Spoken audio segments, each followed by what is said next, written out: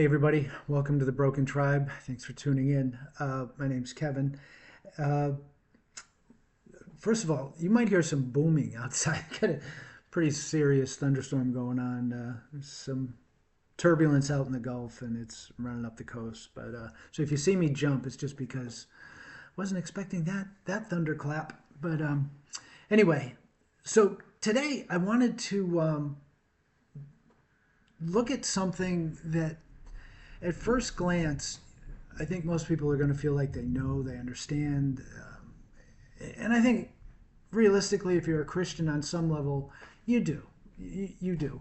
But there's some aspects of it that, as I was talking to some folks about this a couple weeks ago, I saw some things that I thought were worth digging deeper into. And I want to start out in Hebrews chapter 11. And as soon as I say that, you're going to, if you're familiar with the New Testament and have read through it, you're going to understand that Hebrews 11 is generally referred to as the Hall of Fame of faith. And you'll see what I mean in a second. So if you start out right in verse 1, and I'm going to kind of skim through chapter 11. I really want to get into chapter 12 and look at some things there. But the very first verse in chapter 11, it's one of those verses that for a long time, this one word kept, I don't know if I should say bothering me, but had me a little befuddled. Love that old word. And it's substance. Here in Hebrews 11, verse 1, it says, "Now faith is the substance of things hoped for, the evidence of things not seen." So here we see a definition of faith. And I'm thinking, for years as I read this, I'm like, I kind of get that, but that's a definition that doesn't really clear it up for me as much as I'd like. So I kind of looked at this a little bit. And if you go back into the original languages, excuse me, in Strong's Concordance, that word substance, it gives a definition of setting under. So the implication or the imagery we get here is that it's foundational. Okay, faith is at the base of whatever it is we're building on, which makes sense as a Christian if you think about it. I mean, we know Jesus is the chief cornerstone. I get that, and you're going to see how this ties into that in a little bit, hopefully. But when we start to build as Christians, faith is the concrete level, and I'm using that word concrete for a reason because it's actually applicable to the definition. It's the concrete basis for what we are establishing as Christians. So if you think about it, I don't know if you ever worked with concrete. I was involved with a church building project years ago. And one of the things you'll notice with concrete or anything is the longer it sets, oftentimes the harder or stronger it gets. That, I believe, is exactly applicable to faith. The longer it's relied upon, the longer it's used as a foundation, the stronger it gets. And that's why chapter 11 becomes so powerful, because if you look at it, it's actually almost a history lesson of individuals displaying faith.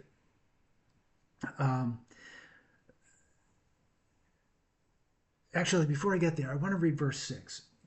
It says, "Without faith, it is impossible to please him, for he who comes to God must believe that he is, and that he is a rewarder of those who diligently seek him." Now, I've understood that for years to mean that God is looking for us to believe in him. And I think that's true. Clearly, it's true. You're not going to go to somebody if you don't believe in them. You're just not going to. But it's stronger than that. It says it's impossible to please him. It isn't just that God says, is standing back and you got to depend on me. You got to believe what I'm saying. You got. No, think back to the analogy of verse 1 with the hardening of the foundation. The longer we are with God, the stronger our confidence in him ought to become. Okay? And without that, it's impossible to please him. Without faith, if you can't believe, if you can't have a confidence that he is who he says he is, that he will do what he says he will do, it doesn't go anywhere. It's not that God is necessarily mad at you. It's not that. There's nothing to build on. There's no foundation for him to build on. You don't have a confidence in him. So he has to develop that confidence in you. And here's where we're going to get to, where you can see him developing that confidence, that faith in us. So if you go through chapter 11, and I hope some of this is making sense. Hopefully it'll come together as we go through. Chapter 11, though, it starts listing individuals. And it starts with Abel. By faith, he offered a more excellent sacrifice. He took God at his word, and he built on it. And it goes to Enoch, Noah, Abraham. We see, excuse me, Isaac, Jacob, Joseph, Moses. These are all powerful, powerful stories. But there was something else I wanted to say. Oh, so anyway, these stories all show these individuals, whether it's Abraham or Isaac or Jacob or Moses or Noah, it shows individuals who took God at his word and then built on it. And God gave them tremendous victories. The fascinating thing is oftentimes when ministers or Christians read Hebrews 11, those are the ones that we focus on. And they're tremendous stories, and I love them, and I go back to them on a regular basis and am encouraged by them. So please don't think I'm minimizing that. But that's not all Hebrews 11 talks about. If you go over to verse 30, it talks about the walls of Jericho falling down. Verse 32, what more shall I say? For the time would fail me to tell of Gideon and Barak, Samson, Jephthah, of David and Samuel. So he goes on. There's so many victorious followers of God who, through faith, have shown his glory. Okay? And they've come out victorious with these tremendous testimonies. But here's where it takes a dark turn. If you go on, it's verse 34, it says, they quenched the violence of fire, escaped the edge of the sword, out of weakness were made strong, became valiant in battle, turned to flight the armies of the aliens. Women received their dead raised to life again. This is all good. And then it gets dark. Others were tortured, not accepting deliverance. Think of the Dark Ages. Think of when Christians were told to recant, give up your belief, or die. They chose to be tortured, not accepting deliverance, that they might obtain a better resurrection. Faith is what carried them through torture and death, not a victory as we would recognize it in this world, or the world might even recognize it, but a tremendous testimony that God was more to them than this world. Paul, if you read his life story, speaks to this as well. Almost all of the apostles actually died martyrs' deaths. But it goes on here. It says, still others had trial of mockings and scourging, and yes, of chains and imprisonment. They were stoned. They were sawn in two. I won't get this graphic, but I can't even imagine what that would be like, sawing somebody in two. That's all I'm saying. They were tempted. They were slain with the sword. They wandered about, it says, in dens and in caves of the earth. Verse 39, and all these, having obtained a good testimony through faith, did not receive the promise. God having provided something better for us, that they should not be made perfect apart from us. They're waiting for us. That's what it says. So here you've got the bulk of chapter 11, talking about all of these glorious victories going on in this world. And then towards the end, you see this group of individuals who are tortured, beaten, stoned, killed, just horrific, but remaining true to God because their foundation was solid. It had been hardened and become solidified that they could not be moved, and that by faith they could please God. Now, chapter 12. Here's where I'd like to apply this to us. How does this tie into our lives? Because verse 1 starts out with the word therefore. So remember, in the original, this didn't have numbers. This was just one continuous stream of thought. So after he talks about all of these individuals and all of the hardships that they went through, and how that they still didn't receive the promise, but that there was something better for us, therefore. So here's the conclusion of all that you read in chapter 11. We also, since we are surrounded by so great a cloud of witnesses.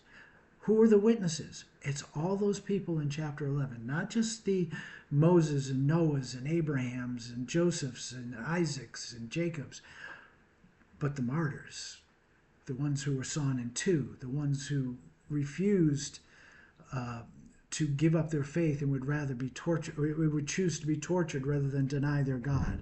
They too are the witnesses that it's talking about.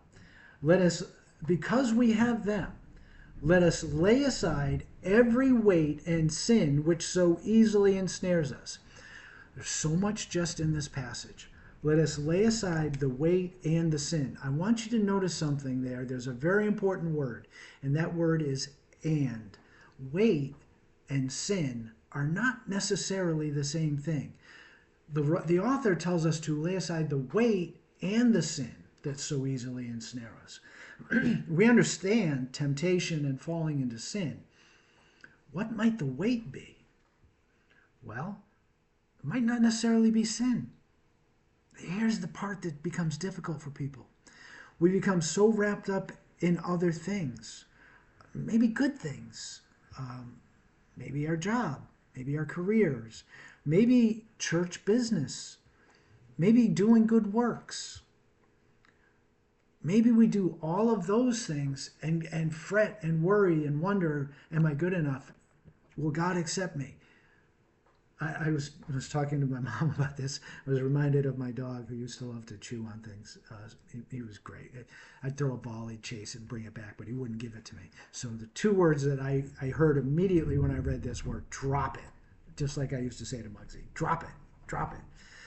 And that's what God's saying. All of these things that are ensnaring us, entangling us, holding us back, drop them. Just let them go. Notice it's not this, and I'm not saying there isn't a battle against sin. Please don't misinterpret that. But it's not the struggle that we often hear about. What it is us letting it go. Well, that sounds easy, but how does that happen? Well, if you continue on, it says, let us run with endurance the race that is set before us. Well, let's start with the second half first. A race. If you've ever seen a race, and I'm sure you have, maybe run in a few, if you've watched the Olympics or whatever, those people who are racing, where are they looking? They're looking straight ahead at the finish line. They generally aren't looking right or left. If they are, it's very brief because they'll go wherever they're looking. That's just how we're wired. Our feet will follow our eyes. So they are looking straight ahead so that they can make a direct path for that finish line. Okay? What are they looking at? We'll see in a second. And then it tells us to run with endurance. That is an amazing word. Did I write it down? I hope I wrote it down. I don't think I did. I don't think I did. Oh, yes, I did. I can't spell it out for you, but the way it's pronounced in the original was hupamane, hupamane. Run with endurance. I love that word. That's why I had to say it. Hupamane. Run with endurance the race that is set before us. The race that is set before us is the race that we read about in Hebrews 11, the race of faith, that we are racing to the finish line of our God, okay? So we run with endurance. That, if you, I wasn't going to go there, no, I'll wait. So we run with endurance, persistence, consistently. We don't give up. Don't give up. Just like those who are in the race, don't give up. We've all seen these tremendous stories of Olympic athletes, especially long distance runners, trying to make it to the finish line who wouldn't give up. So we're counseled to run. Now you can probably hear sirens. I think we had a lightning strike somewhere.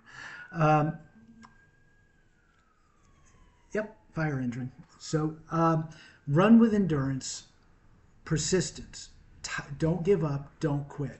Drop the weight, drop the sin, and run persistently. Do not give up. In spite of circumstances, in spite of how we feel, in spite of the fact it might look like we've lost in this world, just like those witnesses in Hebrews 11, run with endurance. Why? Looking unto Jesus. There's your finish line. Just like we were talking about. When those who are in a race are looking and running, they're looking straight ahead and they're running towards that ribbon, running towards that tape to break through. We are to run with endurance with our eyes fixed on Jesus, not on our sin, not on our neighbor, not on our career goals, not on things that of this world. But when it comes to our race of salvation, if you will, our eyes should be fixed steadily on Jesus, running with endurance, looking to him, who is then listed as the author and finisher of our faith.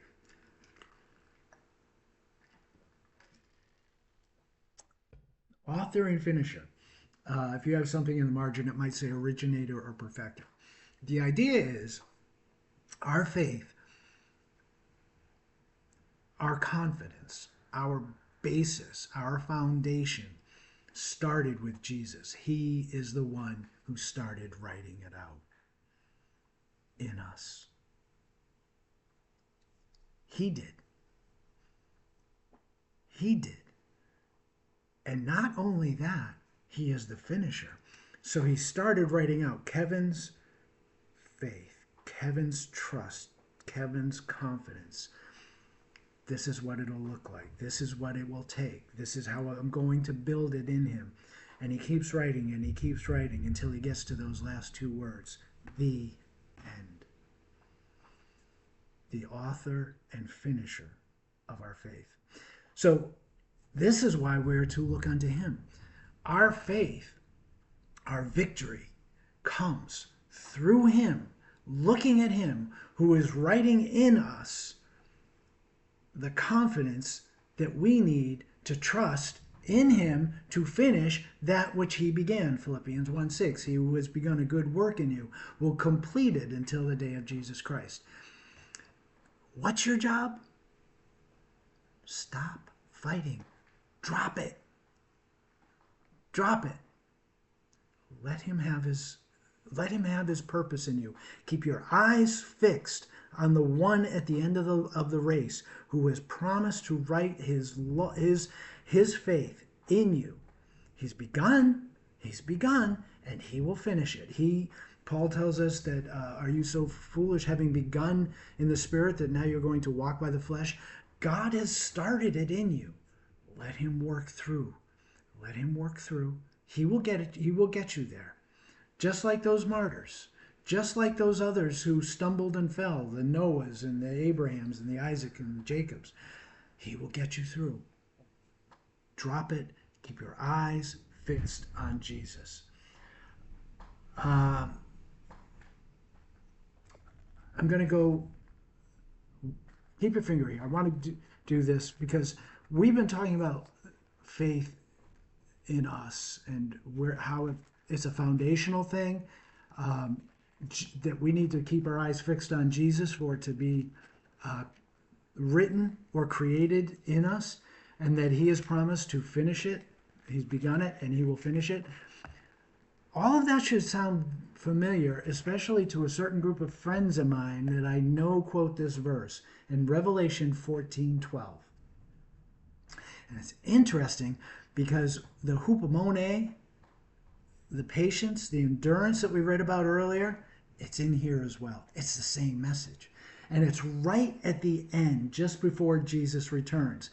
It's the testimony given about God's people. Revelation 14:12.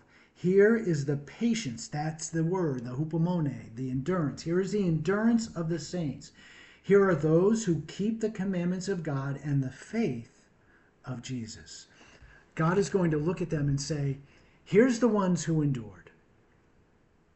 They have the faith that Jesus began in them and wrote, the author and the finisher.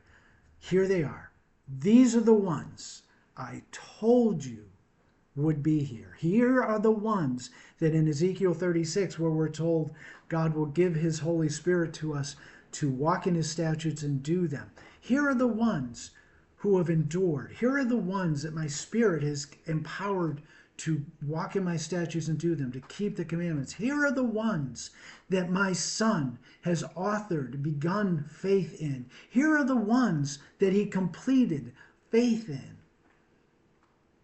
Folks, we make the gospel this painful, and by painful I mean unattainable thing. And it is in our own human strength. The good news, because that's what gospel means, is good news. It's a report of something that God has done.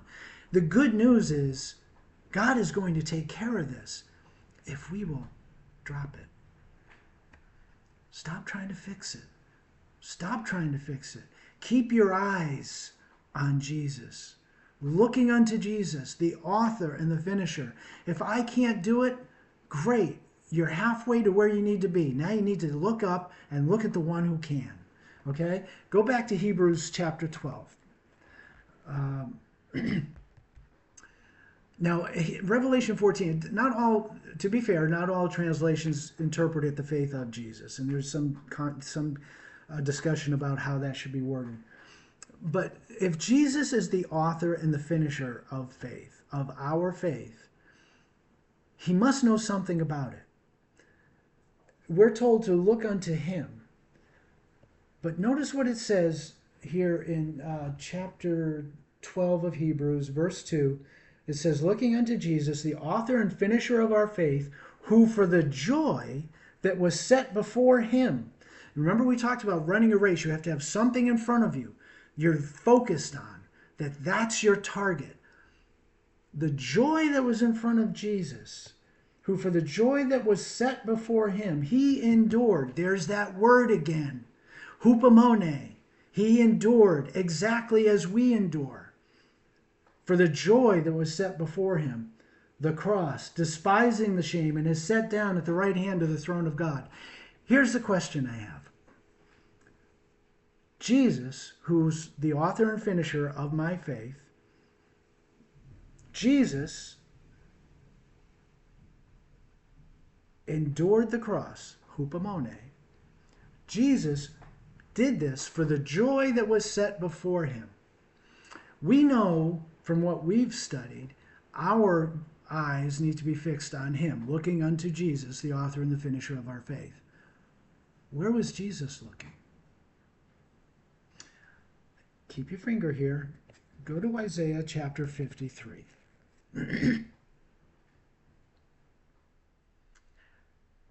You might not see it overtly, but I definitely believe it's here.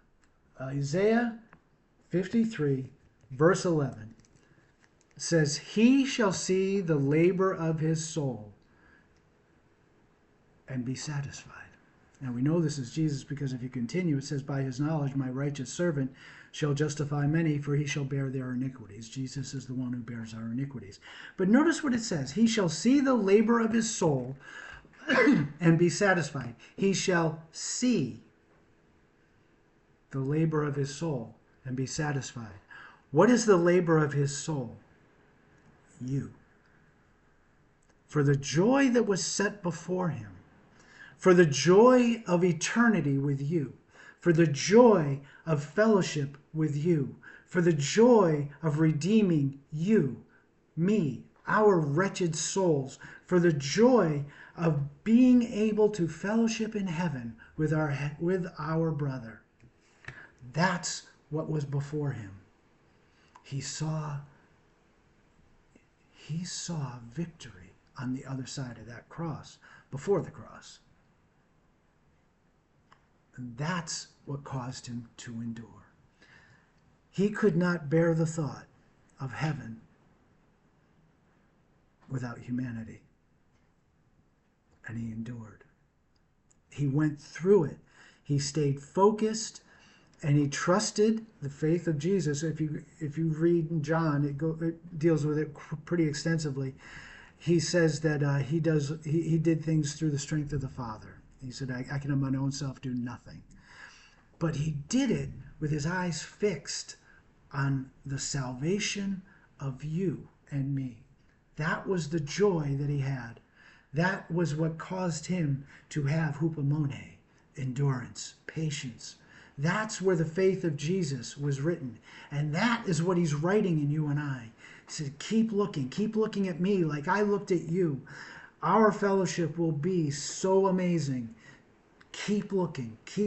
Drop those things that are entangling you. Drop that sin that is entangling you. Keep looking. Eyes on me. I will carry you through. I will write out your faith. I am the originator. I am the finisher of your faith. Eyes on me. Jesus is begging us, look to me. In a very real sense, like he was looking at fellowship with us. It's not so much about wrestling with sin as much as it is about where our eyes are. As I looked at this, I started to think,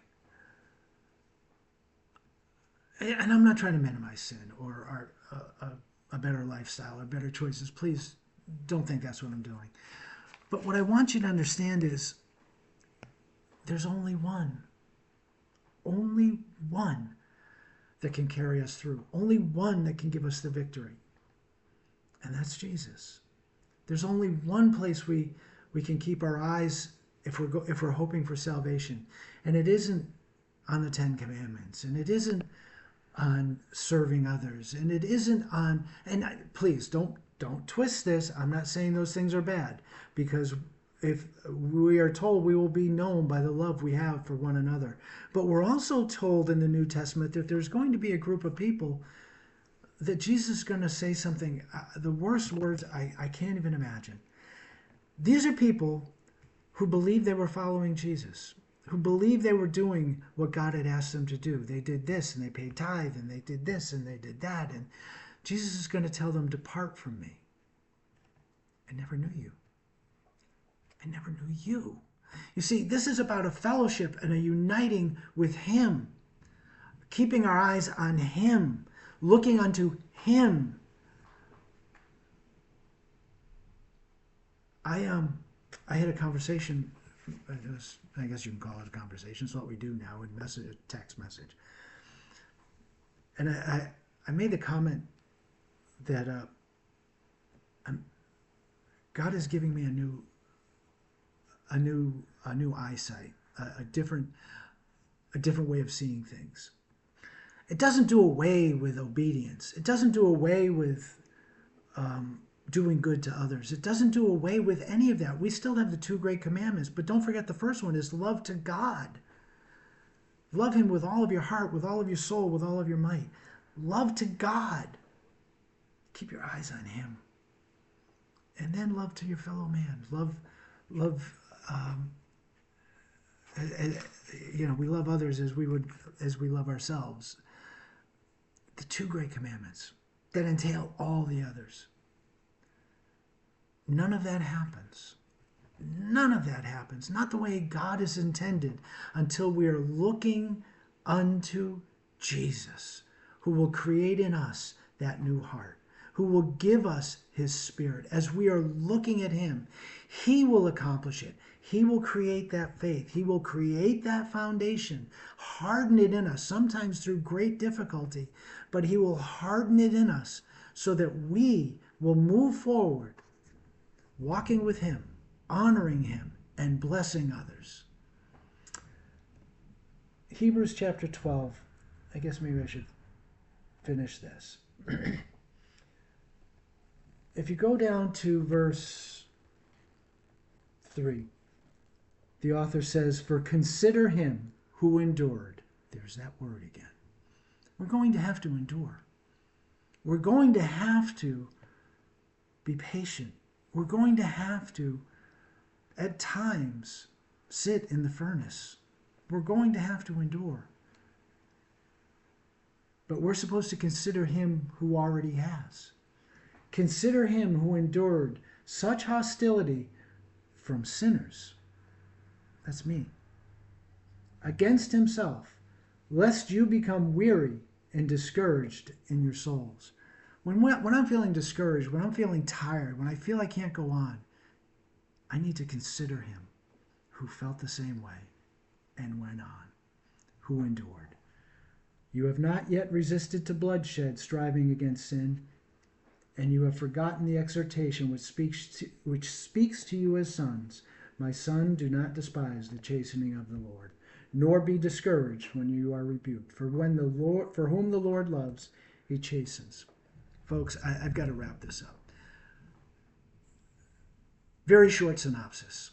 We're running a race. It's going to be painful. It just is. We live in a world of sin. We're going to have to endure. There will be hupomone. Keep your eyes on him. Keep your eyes on the goal. Keep your eyes on the end of the race, looking unto Jesus, the one who has promised that he is the author and the finisher of our faith. And you're not going to run that race carrying the weights and the sin. Drop it. He has promised. He made it. And he endured for the joy of being with you. We can endure for the joy of being with him. I got to close. Hopefully this makes sense. I pray it's a blessing to you. Keep reading, keep studying. Got another one coming up soon, I hope. In the meantime, have a great week. God bless. I love you all. I'll talk to you soon.